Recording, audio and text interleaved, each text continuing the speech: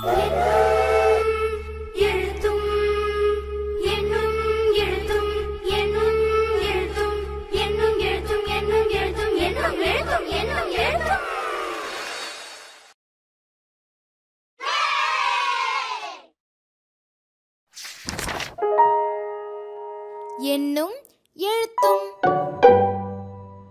குறுவட்டு மிதக்கும் தட்டு. குழந்தைங்களா, இன்னைக்கு நம்ம வீட்ல பயன்படுத்தாம இருக்கிற சீடியை வச்சு அற்புதமான மிதக்கும் தட்டை செய்ய போறோம். இதை செய்ய தேவையான பொருட்கள்: ஒரு சீடி, பசை, ஊசி, பழைய ஸ்கெட்ச் பேனா, பலூன், வட்ட வடிவ ரப்பர் துண்டு, அவ்வளவுதான்.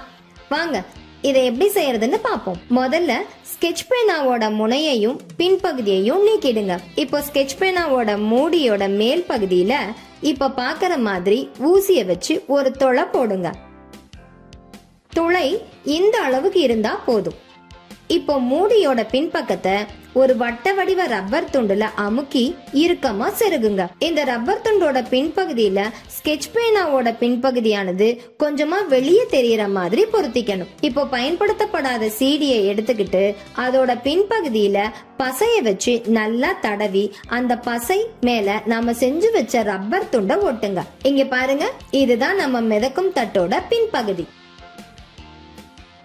அடுத்து ஸ்கெட்ச் பேனாவோட ஒரு பகுதியில பலூனை பொருத்துங்க. அந்த பலூன் நழுவி போயிடாம இருக்க ஒரு ரப்பர் பேண்டை வச்சு நல்லா இறுக்கமா கட்டுங்க. இப்போ அந்த ஸ்கெட்ச் பேனாவை அதோட மூடியில பொருத்துங்க.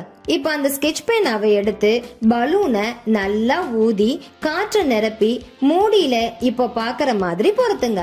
வழவழப்பான இடத்துல இந்த மிதக்கும் தட்டை வச்சா என்ன ஆகுது? அட, தட்டு மிதந்து அங்கேயும் இங்கேயும் நகர்ந்து போகுது. சூப்பர்! இது எப்படி நடக்குது?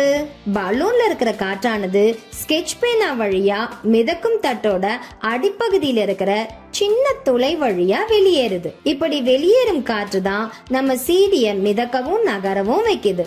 சீடியின் மையத்தில் உள்ள சிறிய துளை பலூனில் இருந்து காற்றை கீழ் நோக்கி வெளியேற செய்கிறது. நியூட்டனின் 3வது இயக்க விதியின்படி இது ஒரு எதிர்விசையை மேல் நோக்கி உருவாக்குகிறது. இது ஹோவர்கிராப்டை தரையிலிருந்து உயர்த்தி நகர வைக்கிறது. சீடி இந்த விசையினை ஹோவர்கிராப்டின் அடிப்பகுதியில் சமமாக பரப்புகிறது. சீடிக்கும் தரைக்கும் இடையே உள்ள உராய்வின் அளவு குறைவதன் மூலம் ஹோவர்கிராப்ட் எளிதாக நகர முடிகிறது.